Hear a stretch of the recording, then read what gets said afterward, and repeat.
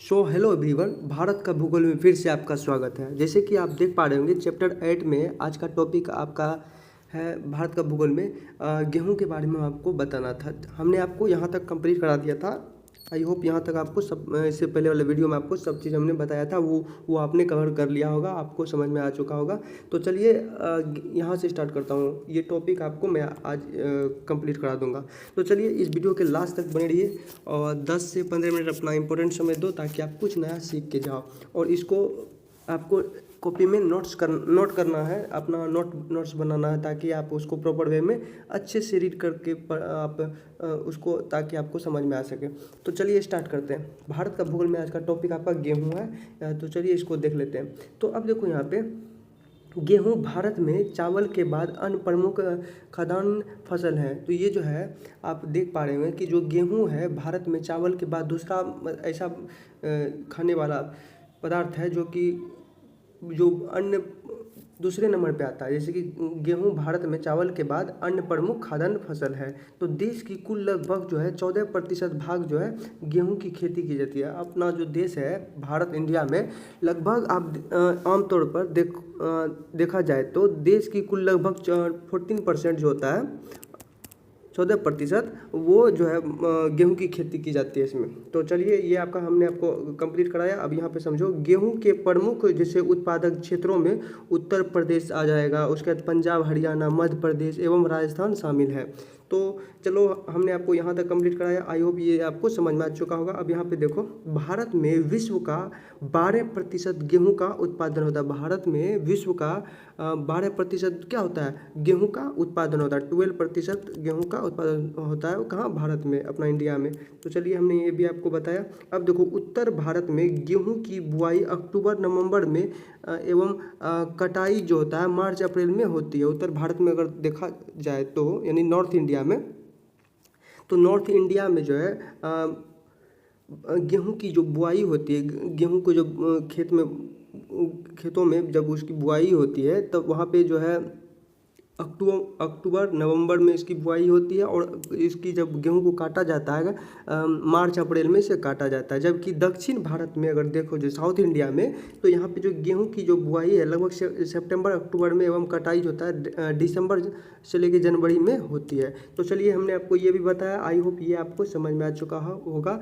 तो आप किसी चीज़ को जो है ना अपने देखिए होता क्या है कि जो क्लाइमेट हर जगह का अलग अलग होता है। भारत में जैसे कि हम लोग मैदानी क्षेत्र में रहते हैं, जैसे कि बिहार में रहते हैं, तो यहाँ का क्लाइमेट अभी जिस प्रकार से है ऐसा नहीं है कि जो नॉर्थ इंडिया में उसी प्रकार से होगा। तो उतना सेम का ही बारिश होगी वहाँ पे और उसी तरह का टेम्परेचर रहेगा, इस तरह से नहीं कुछ होता है। तो आपको उसी प्रकार से जो होता है वो मौसम के अनुसार, जैसे कि हम पढ़ रहे हैं इसके बारे में, तो कि इसकी जो है गेहूं की बुआई भी उसी प्रकार से होती है। जैसे कि आप साउथ इंडिया में आपने देखा कि जो इसकी जो बुआई होती है सितंबर अक्टूबर में होती है और कटाई होता है दिसंबर से लेकर जनवरी तक होती है। अब देखो गेहूं रबी की फसल है। गेहूं रबी की फसल है तथा शीतोष्ण जलवायु की फसल है। गेहूं को रबी की फसल भी कहा जाता है और ये शीतोष्ण जलवायु की फसल है। ये शीतोष्ण जलवायु की फसल है। तो अब देखो शीतकालीन वर्षा। अब देखो शीतकालीन वर्षा जैसे कि मावठ, शीतकालीन वर्षा जो होती है, शीतकालीन में जब बारिश होती है उससे मावठ वर्षा कहते हैं। तो अब जो गेहूं की फसल के लिए अत्यधिक लाभदायक होती है। ये जो गेहूं की फसल के लिए क्या होता है, बहुत ज़्यादा लाभदायक होता है। तो चलिए हमने आपको ये टॉपिक जो है आपका हमने कंप्लीट कराया। आई होप ये आपको समझ में आ चुका होगा इतना दूर। तो आप इसको नोट कर लो आप कॉपी में जल्दी से। अब चलिए अब इसका देखो आवश्यक दशाएं देख लेते हैं। आवश्यक दशाएं के बारे में यहाँ पे समझना। गेहूं की फसल के लिए सामान्यतः तापमान जो है 10 डिग्री से 15 डिग्री सेल्सियस के मध्य होना चाहिए। गेहूं की फसल के लिए सामान्य टेम्परेचर 10 डिग्री से कितना 15 डिग्री तक होना चाहिए, सामान्य टेम्परेचर होना चाहिए इतना। और गेहूं की फसल के लिए 50 से 70 सेमी वार्षिक वर्षा की आवश्यकता होती है। और गेहूं की फसल के लिए बारिश कितनी होनी चाहिए, 50 से लेकर 70 सेमी बारिश की आवश्यकता होती है। अब देखो गेहूं की फसल के लिए हल्की दोमट बलुआ, और गेहूं की फसल के लिए हल्की दोमट एवं बलुआ चिकनी मिट्टी की आवश्यकता होती है। इसको भी आप नोट कर लेना। ये सब हो गया आपको गेहूं की फसल के लिए के बारे में, आवश्यक दशाएं के बारे में मैं बता रहा हूँ कि इसमें क्या क्या होना चाहिए, जिस वजह से गेहूं की खेती बहुत ज़्यादा, गेहूं बहुत ज़्यादा वहाँ पे जो है उपज हो उसका। तो चलिए हमने आपको ये बताया। अब देखो यहाँ पे आप अगला टॉपिक है आपका ज्वार। ज्वार के बारे में देखो यहाँ पे, ज्वार देखो यहाँ पे, यह रबी एवं खरीफ दोनों ऋतुओं में होती है। ज्वार जो है ये रबी एवं खरीफ दोनों ऋतुओं में होती है। यह अफ्रीकी मूल का पौधा है, ये अफ्रीकी मूल का पौधा है। यह भारत में, यह महाराष्ट्र में यह 38% और कर्नाटक में ये 13% और मध्य प्रदेश में भी ये 13% उत्पादित होती है। अब देखो ज्वार की सर्वाधिक उत्पादकता जो है आंध्र प्रदेश में पाई जाती है। अगर ज्वार बोलेगा एग्जाम में पूछा जाए क्वेश्चन, किसी भी कॉम्पिटेटिव एग्जाम में इससे बहुत सा क्वेश्चन आते हैं, इस तरह के क्वेश्चन ये पूछे जाते हैं। जो ज्वार होता है सर्वाधिक किस राज्य में सबसे सर्वाधिक इसका मतलब कि उपजाऊ होते हैं, यानी कि सब ज़्यादा उपज होते हैं, तो आप कह सकते हैं आमतौर पे आंध्र प्रदेश में ज्वार की सर्वाधिक उत्पादक कहाँ होती है, आंध्र प्रदेश में होती है। तो इसको आप नोट डाउन कर लेना। चलिए ये भी आपको टॉपिक समझ में आया।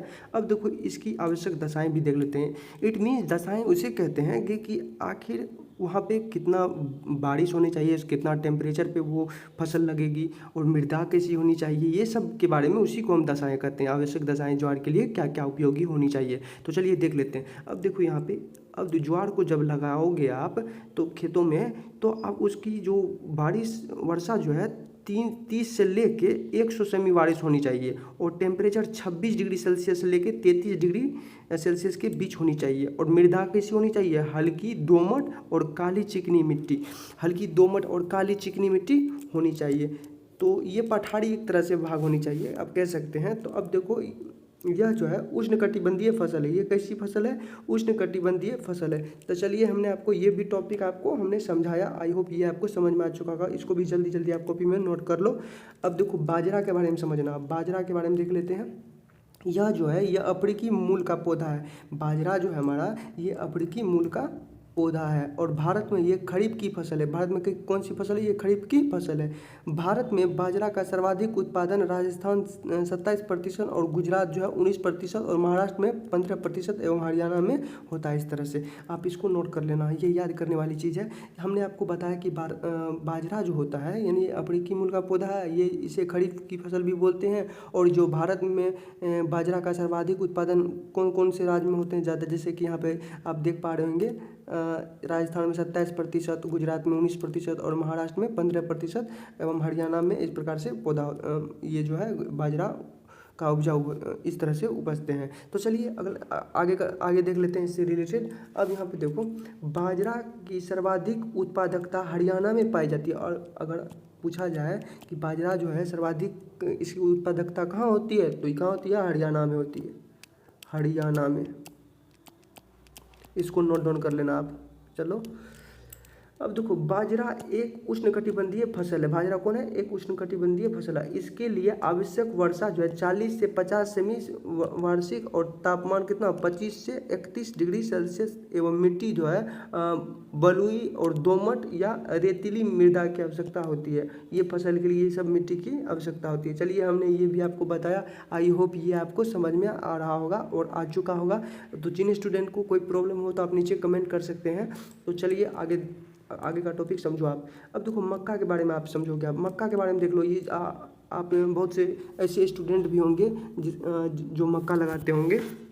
अब देखो यह जो है मक्का, यह खरीफ की फसल है। इसके लिए अर्ध शुष्क जलवायु की आवश्यकता होती है। मक्का क्या है, एक खरीफ की फसल है, इसके लिए अर्ध शुष्क जलवायु की आवश्यकता होती है। अब देखो यहाँ पे मक्का का उत्पादन जो है आंध्र प्रदेश, कर्नाटक, बिहार, आपने अपना बिहार में मक्का बहुत ज़्यादा, मतलब गर्मी के अमूमन देखो तो यहाँ पे अभी के समय में मकई बहुत से किसान बेच चुके होंगे अपने खेतों से कटाई करके।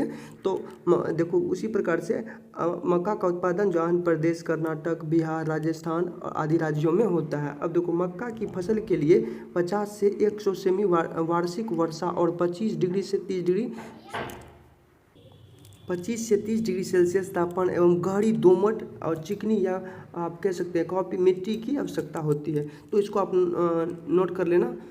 तो चलिए ये हमने आपको बताया मक्का के बारे में। मक्का का जो बहुत इंपॉर्टेंट टॉपिक था, इसमें जो आवश्यक दशाएँ था वो भी हमने आपको बताया, किस तरह की मिट्टी चाहिए और इसमें बारिश कितना होना चाहिए। अगर आपको एग्जाम में पूछा जाए कि मक्का को उपजने के लिए यानी कि जहाँ पे उपजता है तो उसको बारिश कितनी होनी चाहिए, 50 से 100 सेमी वार्षिक वर्षा होनी चाहिए, और जो है टेम्परेचर कितना 25 से 30 डिग्री सेल्सियस तक टेम्परेचर होना चाहिए, और मिट्टी कैसी होनी चाहिए, गहरी और दोमट एवं चिकनी एवं कॉफ मिट्टी की आवश्यकता होती है। तो ये हो गया मक्का के लिए। तो चलिए ये भी टॉपिक हमने आपको समझाया, आई होप ये भी आपको समझ में आ चुका होगा।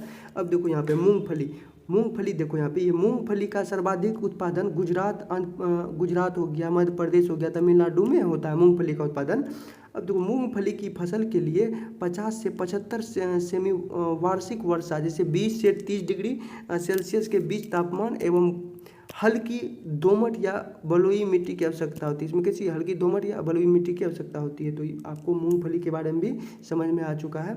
ये भी आपको बहुत छोटा सा टॉपिक है, ये आप एक बार में याद कर सकते हैं। आप कॉपी में नोट करो और लिख के याद करने की कोशिश करो। आप बिलीव करो कि आपको ये याद ही हो जाएगा अगर आप लिखोगे, तो लिख के याद करोगे। तो अब देखो चना के बारे में समझो, आप सबने चना खाया ही होगा। अब देखो यहाँ पे चना एक रबी की फसल, चना भी एक रबी की फसल है। यह उष्णकटिबंधीय फसल है, इसे उष्णकटिबंधीय फसल भी बोलते हैं। यह भारत में चना उत्पादक राज्यों में जैसे पंजाब, हरियाणा, उत्तर प्रदेश, मध्य प्रदेश, महाराष्ट्र एवं राजस्थान प्रमुख है। चना यहाँ पे प्रमुख है, ये यहाँ पे चना का यानी कि आप कह सकते हैं उपज होता ही है। अब देखो चना का सर्वाधिक क्षेत्र जो है जैसे कि मध्य प्रदेश में तथा सर्वाधिक उत्पादन जो है मध्य प्रदेश में होता है चना का। इसको भी नोट कर लेना। चना की फसल के लिए 40 से 50 सेमी वार्षिक वर्षा और 20 से 25 डिग्री सेल्सियस तापमान एवं दोमट मिट्टी की आवश्यकता होती है चना के लिए। तो ये भी आपका टॉपिक कंप्लीट हो गया, ये भी आप इसको नोट कर लेना। तो ये चलो अब यहाँ पे कपास का देख लो। कपास में देखोगे, कपास भी उष्णकटिबंधीय एवं उपोष्णकटिबंधीय फसल है, इसे माना जाता है कपास को। और कपास खरीफ की फसल है।